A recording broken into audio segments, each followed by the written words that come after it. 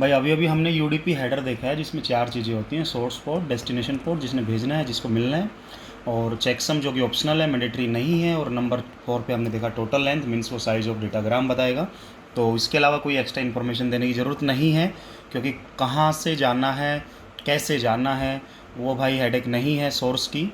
ठीक है, और राउटर्स की रेंज दे के पे कर दिया, वो अपने आप जहाँ भी रेंज मिलेगी जाता रहेगा, फिक्स पाथ से नहीं जाएगा।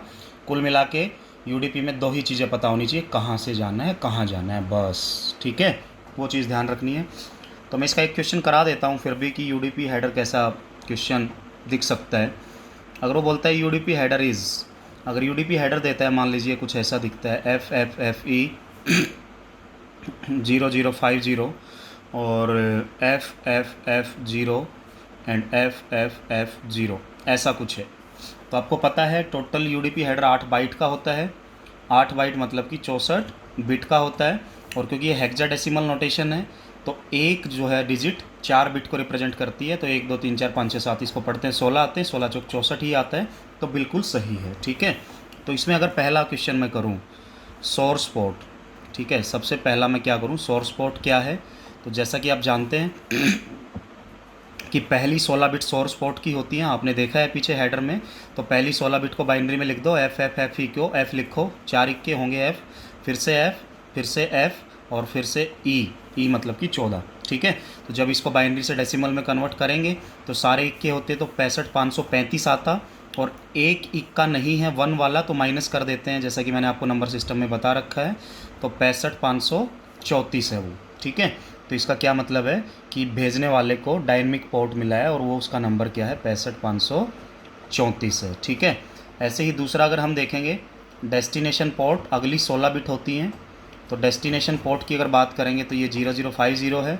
तो 0050 को सीधा डेसिमल में भी कर सकते हैं और बाइनरी टू डेसिमल भी कर सकते हैं। ठीक है, बाइनरी डेसिमल करेंगे तो क्या करेंगे, मतलब हेक्जा टू बाइनरी करेंगे, पहले 00000000 5 को लिखेंगे, फिर 0 को लिखेंगे। तो बेटर ये भी है कि हेक्जा को सीधा डेसिमल में कर लें। तो इसको 16 की 0 से, इसको 16 की 1 से, 16 की 2 से, तो ये क्या आ जाएगा, 5 × 16 की 1 मतलब कि 80। और वैसे भी हमें पता है कि जब सर्वर की तरफ जाते हैं तो डेस्टिनेशन जो है 80 ही होता है। ठीक है, क्लाइंट डायनेमिक है, यहाँ पे ये डायनेमिक है, तीसरी कैटेगरी का है, और ये स्टैटिक है, यूनिवर्सल है और फिक्स्ड है। ठीक है, 80 मैंने बताया था ना आपको डेस्टिनेशन, अगर क्लाइंट टू सर्वर जाते हैं तो। ठीक है, और वही अगर चेकसम पूछें तो चेकसम यही है, इसको डेसिमल में करेंगे, पर चेकसम मैंडेटरी नहीं है तो हम छोड़ देते हैं। चेकसम कैसे एग्जीक्यूट होता है, कैसे काम करता है, वो बात हम जब करेंगे जब हम एरर डिटेक्शन और करेक्शन पढ़ेंगे। तो मैं सीधा चौथे पे आ जाता हूँ कि अगर यहीं पे साइज़ ऑफ डेटाग्राम पूछ लें, साइज़ ऑफ डेटाग्राम, तो जैसा कि आप जानते हैं साइज़ ऑफ डेटाग्राम मतलब पूरे का, तो ये पिछली 4 बिट साइज़ ऑफ डेटाग्राम बताती हैं FFF0। तो जैसा कि आप समझ पाते हैं या समझ रहे हैं, इससे क्या समझ रहे हैं कि इसको करके देख लीजिए क्या है ये। तो इसको लिखेंगे 1 1 1 1 1 1 1 1 1 1 1 1 और 0 0 0 0 1 2 4 8। तो ये 15 हो गया, 8 4 12 और 2 14 1 15। और मैंने आपको बोला था कि जब 0 कम हो तो पूरे अगर इक्के होते तो 65,535 होता, उसमें से माइनस वो कर दो जो 0 हैं, तो ये आ जाएगा 65,520। तो इसका मतलब अगर ये पूरा का पूरा अभी जो प्रेजेंट है वो 65,520 है कितना है, 65,520 है।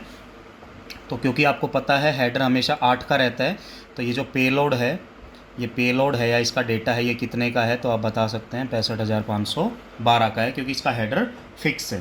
तो जब भी ये पूछ लें पेलोड तो आप ऐसे निकाल सकते हो। और क्योंकि यहाँ पे सोर्स पोर्ट डायनेमिक है, सोर्स पोर्ट क्या है, डायनेमिक, कैसे पता चला, पहले नंबर से।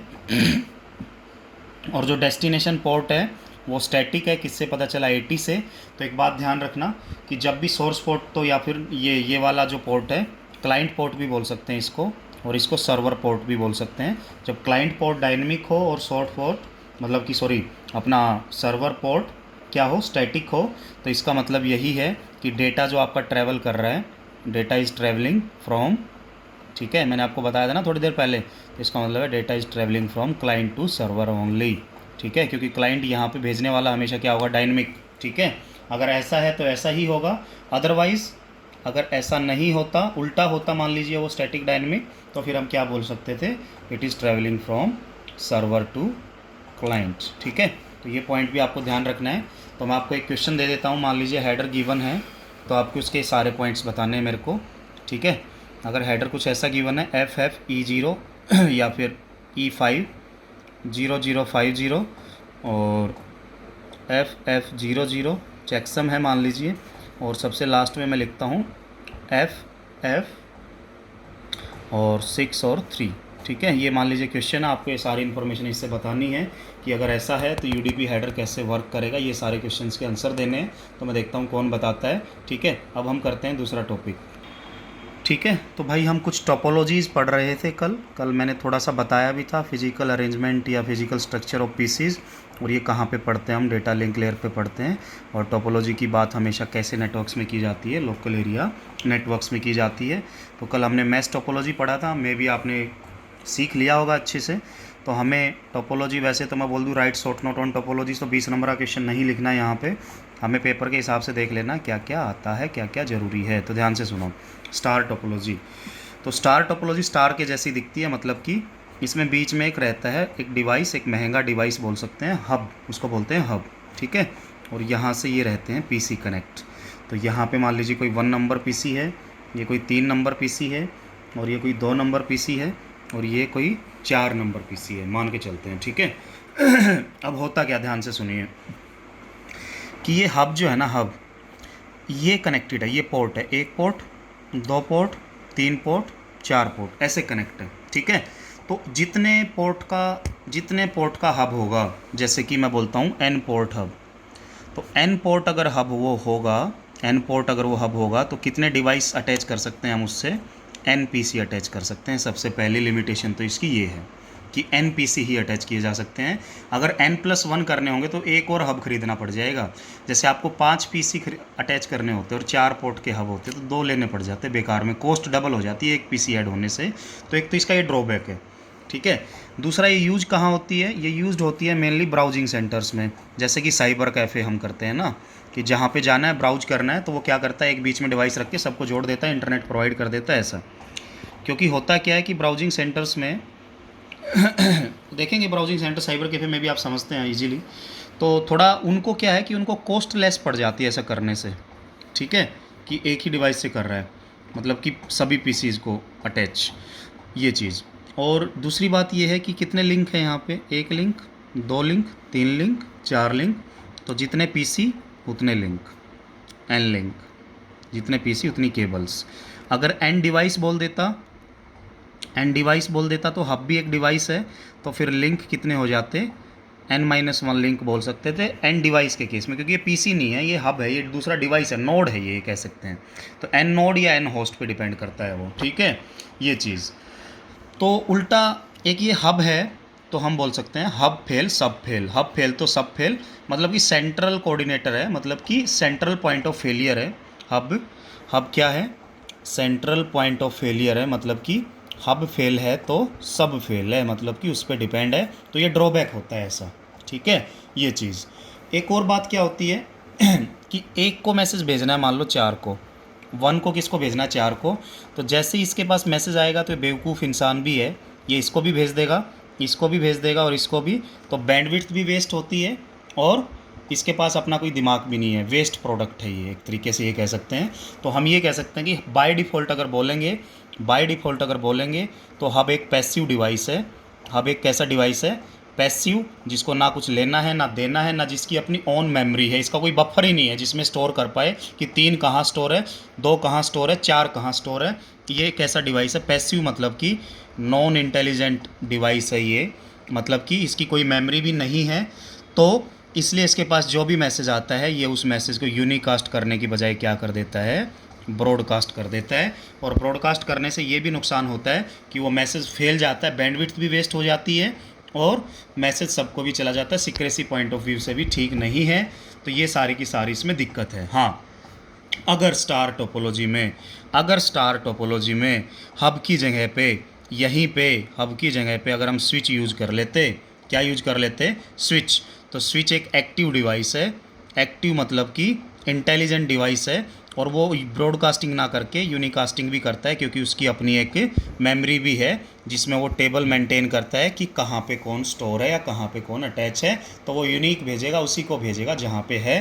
तो इसमें एक बात ध्यान रख लेना कि active hub, passive hub. Active hub ही स्विच कहलाता है एक तरीके से, और पैसिव हब तो हब होता ही है।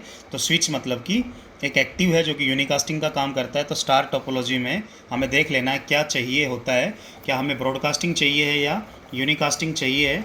तो आप ये चीज़ ध्यान रख लेना। और किसी के दिमाग में सवाल पैदा हो जाए कि सर इसको डिटेल्ड बता दो, तो मैं बोलूँगा अभी के लिए इतना सीख लो, क्योंकि इसमें यही पॉइंट है अभी जो पेपर में आते हैं। फिर जब डिवाइसेस की बात करेंगे, सारे यूनिकली पढ़ेंगे, तो उसमें कुछ और डिटेल्ड ले लेंगे, तो अच्छा होगा वहीं पे ज़्यादा पढ़ें। ठीक है। तो स्टार टोपोलॉजी, बीच में एक डिवाइस रखा हुआ है, ऐसे सारे सारे करके उससे क्या होंगे, कनेक्ट। तो इतना ध्यान रख लेना। पैसिव हब, हब जो है पैसिव है, मतलब कि ब्रॉडकास्टिंग है, मेमोरी नहीं है, इंटेलिजेंट नहीं है। और स्विच होता तो ये सारे काम कर सकता था, ये ध्यान रखना। ठीक है। और तीसरी एक और इम्पोर्टेंट टोपोलॉजी है बस।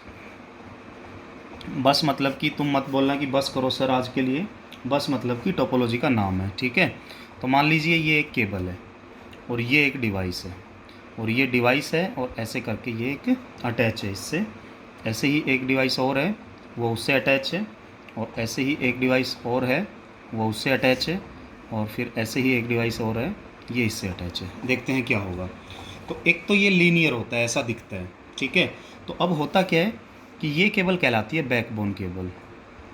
यही है बड़े वाली केबल जो पूरी है। तो कितने भी कनेक्शन मार के कनेक्ट करते रहो, डिपेंड्स ऑन इसकी कैपेसिटी। और ये कहलाती हैं ड्रॉप लाइंस, जो कि मेन लाइन पे क्या करती हैं, डेटा भेजती हैं। और ये कहलाता है टैप, इंटरफेस भी बोलते हैं, जो कि इसको इस वायर से कनेक्ट करता है। ठीक है, मेन वायर से। होता क्या है, अगर एक ही टाइम पे 1 भी मैसेज भेजता है और 3 भी मैसेज भेजता है, तो हो सकता है कि 1 ने 4 के लिए भेजा और 3 ने 1 के लिए, तो उस डेटा का कोलिजन भी हो सकता है। ठीक है। तो कोलिजन भी एक होता है। पर कोलिजन है, क्यों है कोलिजन, क्योंकि ये जो चैनल है, ये शेयर्ड चैनल है, सभी बंदे एक ही यूज़ करते हैं। तो कोलिजन कंट्रोल करने के लिए, कोलिजन होता है तो कोलिजन कंट्रोल यूज़ करते हैं, तो उसके लिए CSMA/CD प्रोटोकॉल हम यूज़ करते हैं। ठीक है। या फिर हम बोल सकते हैं एथरनेट, उसको एथरनेट भी बोला जाता है, या फिर उसको IEEE, ये नाम है उसका, 802.3 भी बोलते हैं। तो वो इसकी बातें बाद में करेंगे जब हम इसको डिटेल्ड पढ़ेंगे। ठीक है। तो बस टोपोलॉजी एक लीनियर है केबल, उससे अटैच है बहुत सारे PC, और एक कोलिजन की प्रॉब्लम आती है जो कि हम ठीक कर लेते हैं बाद में। ठीक है। अगर यहाँ पे एंड डिवाइस हैं तो कितनी केबल होंगी, तो एक तो ड्रॉप लाइन होगी ही होगी, सॉरी, एक तो बैकबोन केबल होगी ही होगी। आपको पता है कि एक तो बैकबोन केबल होगी ही होगी, साथ में एंड ड्रॉप लाइंस भी होंगी। ठीक है। और इसकी जो कॉस्ट है वो भी हम क्या बोलते हैं, लेस ही होती है, क्योंकि एक केबल से बहुत सारे बंदे अटैच कर सकते हैं। और इसमें वो भी नहीं है कि इतने ही फिक्स पोर्ट हैं कि इतने फिक्स ऐड कर सकते हैं, वो भी वाली भी लिमिटेशन इसमें नहीं है। ठीक है। अब ये केबल होती हैं, एथरनेट केबल्स बोलते हैं इनको। क्या बोलते हैं, एथरनेट केबल्स।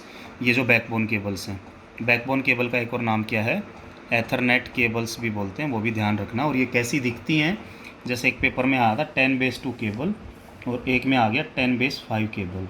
तो ध्यान रखना कि ये क्या बताती है, ये पीछे वाली वैल्यू ये बताती है लेंथ ऑफ केबल। अगर लेंथ ऑफ केबल 2 है तो 2 × 100 मीटर कर देंगे, तो वो क्या हो जाएगा, 200 मीटर की केबल है। और अगर ऐसा है तो वो 5 × 100 मीटर कर देंगे, मतलब कि ये 500 मीटर की केबल है। तो ज़्यादा PC कौन सी से अटैच होंगे, 10/2 से या 10/5 से, तो इससे। और इसकी जो बैंडविड्थ है इस केबल की, जो डेटा ट्रांसफ़र करेगी, ये 10 Mbps की स्पीड से करेगी, और ये भी 10 Mbps की स्पीड से करेगी। इन दोनों में बस यही फ़र्क है कि ये बड़ी है, इससे ज़्यादा डिवाइस अटैच कर सकते हैं। 10 Mbps दोनों की स्पीड है, तो वी कैन से कि ये वाली वैल्यू जो है ये क्या बताती है, आपकी बैंडविड्थ। तो हम किसी भी केबल से देख के ये बता सकते हैं बैंडविड्थ कितनी है और उसकी लेंथ कितनी है। और एक बात और ध्यान रखना कि ये है, तो इसको थिन ईथरनेट भी बोलते हैं, थिन ईथरनेट भी बोलते हैं इस तरह की केबल को, कि छोटा ईथरनेट एक तरीके से बोल सकते हैं। और इसको थिक ईथरनेट भी बोलते हैं, ध्यान रख लेना। थिक मतलब कि 500 मीटर वाली केबल। और ये जो है ये, इसको बेस बैंड सिग्नलिंग बोलते हैं, बेस बैंड सिग्नलिंग। और इस सिग्नल का मतलब क्या है, ये चेंज भी हो सकता है। ठीक है। एक बात का ध्यान रखना कि अगर ये केबल है कोई, अगर ये कोई केबल है, अगर इससे कोई डेटा टेक्स्ट ओनली जाता है, या फिर अगर ये कोई केबल है और इससे अगर जो डेटा है, इससे जो डेटा है टेक्स्ट, ऑडियो और वीडियो तीनों जाता है, तो ये अगर ओनली टेक्स्ट ट्रैवल करता है, तो एक ही टाइप का डेटा ट्रैवल करता है, ये कह सकते हैं हम, तो बेस बैंड सिग्नलिंग कहलाती है। ये इलेक्ट्रॉनिक की टर्म ज़्यादा है, उनको ज़्यादा समझ आती हैं बातें, आप बस इसको इतना पढ़ लें तो काफ़ी है। और जब टेक्स्ट, ऑडियो, वीडियो सब कुछ जाता है तो ब्रॉडबैंड सिग्नलिंग कहलाती है, ध्यान रखना, ठीक है। तो ये कुछ पॉइंट्स जो मैंने बता दिए हैं ये आप याद रखना इसमें। और कुछ चीज़ें आप खुद से भी पढ़ सकते हैं, एक पीडीएफ से डाउनलोड करके, उसमें जो पढ़ेंगे तो आपको कुछ बातें ऐसी याद हो जाएंगी जो कि पेपर में आ सकती हैं, ठीक है। तो ये सारी बातें जो ज़रूरी थी मैंने आपको बता दी हैं बस टोपोलॉजी में क्या होता है। और बस टोपोलॉजी का एक और ड्रॉबैक है, क्या ड्रॉबैक है कि बैकबोन केबल फेल तो सब फेल, ठीक है, इसी पे डिपेंड है, ये भी सेंट्रल पॉइंट ऑफ फेलियर है। तो कहाँ कहाँ पे कौन सी सही है जब भी पेपर में आए तो आप देख लेना कि उसने किस सेंस में पूछा है। और क्योंकि हम टेस्ट लेंगे, टेस्ट में क्वेश्चन करेंगे तो वहाँ से इनको और डिटेल्ड पढ़ेंगे इन सारी टोपोलॉजीज़ को। अब मैं बात करूँ नंबर 4 की, तो 4 नंबर हम देख सकते हैं रिंग टोपोलॉजी, ठीक है। रिंग टोपोलॉजी क्या होती है वो ज़रा देखिएगा।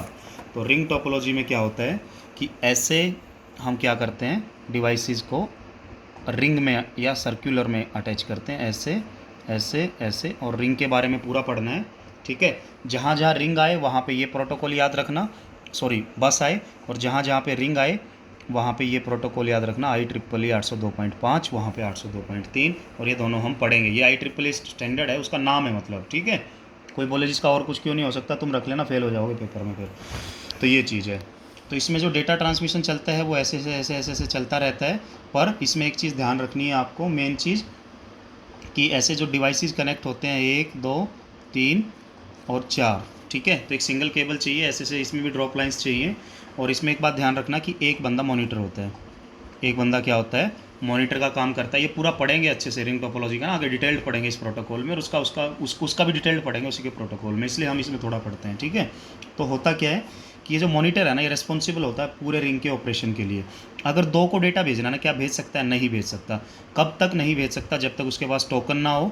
और टोकन उसको कौन देगा, और इस प्रोटोकॉल को टोकन रिंग भी बोलते हैं, 802.5 को, जैसे उसको एथरनेट और CSMA बाय CD बोलते थे। तो टोकन जिसके पास होगा वही डेटा भेज सकता है, और जैसे ही उसका काम खत्म हो जाता है तो टोकन रिलीज़ भी कर देता है, ताकि दूसरा बंदा आके उसको क्या कर सके, यूज कर सके। और अगर पेपर में पूछ ले वर्स्ट केस में बेस्ट टोपोलॉजी, तो जैसे कि सॉर्टिंग में मर्ज सॉर्ट है, तो मैं बोलूँगा बेस्ट टोपोलॉजी यही है। अगर पेपर में खाली क्या क्वेश्चन आए, विच वन इज़ बेस्ट, तो आंसर लगा देना रिंग, कुछ और ना पूछे तो। Which one is best if hubs are available, तो स्टार ही होगी फिर। Which one is best only if backbone cable is available, तो फिर वही होगी। Which one is best for small group, तो मैस होगी। मतलब आपको एप्लीकेशन समझ लेना है, और खाली ये बोल दे विच वन इज़ बेस्ट, तो फिर आंसर एक ही होगा हमेशा, रिंग टोपोलॉजी, ठीक है। ये है। तो अभी अगर बात करें, और एक मल्टी हब टोपोलॉजी भी होती है, जिसमें हब हब हब करके ऐसे से कनेक्ट कर देता है ट्री की फॉर्म में, ठीक है। वो multi hub topology tree topology भी कहलाती है। कई बार पूछ लेता है मल्टी हब टोपोलॉजी का एक और नाम बताइए, तो ट्री टोपोलॉजी, ठीक है। ट्री टोपोलॉजी में एक फ़ायदा होता है, सर्चिंग अच्छी होती है, क्योंकि जब नोड ऐसा होता है तो बाइनरी सर्च लगा सकते हैं। और बाइनरी सर्च जब भी लगेगी, ऐसे अगर पूछ लेगी which topology is best in case of searching time, तो फिर तुम आंसर मार के आ जाना ट्री टोपोलॉजी, ठीक है, जिसमें हब हब हब करके ऐसे ट्री की फॉर्म में कनेक्ट होते हैं, ये चीज़। और इसमें जो है रिंग टोपोलॉजी में एक रिंग लेटेंसी वर्ड भी आता है। रिंग लेटेंसी क्या होती है, तो एक बात ध्यान रख लो, अगर मॉनिटर ने यहाँ से टोकन छोड़ा तो ये पहले टोकन को ट्रांसमिट करेगा चैनल, मतलब ये इंटरफेस होती है, इंटरफेस बोलते हैं इसको, ठीक है। तो ये भी पढ़ेंगे हम कि ट्रांसमिशन टाइम क्या होता है। तो इंटरफेस से रिलीज़ करेगा, फिर वो यहाँ से यहाँ ट्रैवल करेगी, फिर वो इसको मिलेगा, फिर ये देखेगा क्या मेरे काम का है, नहीं है तो ट्रांसमिट करेगा, फिर यहाँ से यहाँ आएगी, फिर इसको मिलेगा, फिर ये देखेगा अपने बफर में मेरे काम का है कि नहीं है, ट्रांसमिट करेगा ऐसे ऐसे ऐसे, ये ट्रांसमिट करेगा ऐसे। तो इसने बोला कोई मैसेज यहाँ से चल के यहीं आ जाए, तो वो पूरा क्या कहलाता है, रिंग लेटेंसी, जिसमें कई चीज़ें आती हैं। एक तो केबल पे घूमने का टाइम, एक उससे ट्रांसमिट होने का टाइम, किससे, सिस्टम से वायर पे, ठीक है। तो हम क्या बोल सकते हैं रिंग लेटेंसी को, propagation delay of ring. Propagation delay of ring क्या होता है, डिस्टेंस अपॉन वेलोसिटी पूरी केबल का, जमा में इंटरफेसिस डिले, जो कि ये जो डिले आता है बार बार बीच बीच में, इनकी वजह से जो ट्रांसमिशन टाइम है। तो अभी के लिए बस याद रख लो, बाद में जब क्वेश्चन करेंगे तो आपको क्लियर हो जाएगा। या फिर मैं रिंग लेटेंसी की डेफिनेशन दे सकता हूँ, पूरा चक्कर काटने का टाइम, मतलब कि the time taken to complete one rotation in a ring is known as ring latency, पूरा घूमने का टाइम, ठीक है, ये चीज़। और डेटा अगर कोई भी भेजता है तो सब बंदे क्या करते हैं, अपना डेस्टिनेशन एड्रेस तो इनको पता ही होता है, फिजिकल एड्रेस, क्योंकि फिजिकल एड्रेस पे काम करती है सारी टोपोलॉजी, क्योंकि लैन की बात है, वैन की नहीं है, ठीक है। तो फिजिकल एड्रेस पे काम करती है। तो जो भी इसमें फ्रेम आता है, फ्रेम आएगा ना यहाँ पे, तो क्यों फ्रेम आएगा? क्योंकि लैन की बात है। तो जैसे ही कोई फ्रेम आता है तो ये बंदा क्या करता है, उसका डेस्टिनेशन देखता है, उसमें उसका अपना फिजिकल मैच करता है। अगर इसका मैच कर जाता तो डेटा उसी के लिए वो ले लेता है, नहीं तो आगे भेज देता है। ऐसे कम्युनिकेशन चलता रहता है, ठीक है। और इसमें भी दिक्कत है, रिंग टूट गई तो ऑपरेशन इसमें भी गड़बड़ा सकता है, वो चीज़ें। तो ये सारी याद रखना। एक वो भी याद रख लेना, नंबर 5 जो मैंने थोड़ा सा बोला है, इनकी डिटेल्ड हम बातें करेंगे क्वेश्चंस के थ्रू भी, और कुछ मैं नोट्स वगैरह भी बना के दे दूंगा अगर पॉसिबिलिटी होगी तो। जैसे मैंने बोला मल्टी हब, तो मल्टी हब या फिर ट्री टोपोलॉजी कुछ ऐसी दिखती है, हब हब हब से हब कनेक्ट, हब से हब कनेक्ट, हब से हब कनेक्ट, ऐसे करके, और बाद में उनसे डिवाइसेस कनेक्ट या पीसीज कनेक्ट, ठीक है। तो उससे फ़ायदा क्या होता है कि नीचे नीचे तक जाते रहते हैं। तो अगर मान लीजिए सर्च करने बहुत सारे पीसी, तो बाइनरी सर्च लगा के यहाँ से यहाँ से यहाँ से यहाँ से सीधा इस पर आ सकते हैं। तो अगर सर्चिंग टाइम की बात हो, रिड्यूस करना हो, या एक्सेस टाइम जिसका सबसे कम होता है सर्च करने का, ठीक है। जैसे रिंग में तो यूँ पूरा घूमता है, अगर 40 डिवाइस है तो 39 से होके आएगा वर्स्ट केस में 40वें के पास। तो इसमें वो सर्चिंग टाइम क्या हो जाता है, बाइनरी सर्च लग जाती है। बाकी जगह वो लीनियर सर्च होती थी। तो लीनियर सर्च को बाइनरी सर्च में अगर कन्वर्ट करना है तो हम किस पे आते हैं, मल्टी हब पे। स्टार टोपोलॉजी मतलब कि मल्टी हब टोपोलॉजी, मतलब कि जिसमें एक से ज़्यादा हब यूज करते हैं, और कौन सा स्ट्रक्चर होता है इसका, ट्री जैसा। तो ट्री टोपोलॉजी भी इसको बोल सकते हैं। पर इसमें भी दिक्कत वही है कि एक भी हब फेल हुआ तो वो पूरा वे उसका फेल हो जाएगा, ये दिक्कत आ जाएगी। तो आपको ध्यान रखना है, ठीक है। बाकी बातें करते हैं बाद में।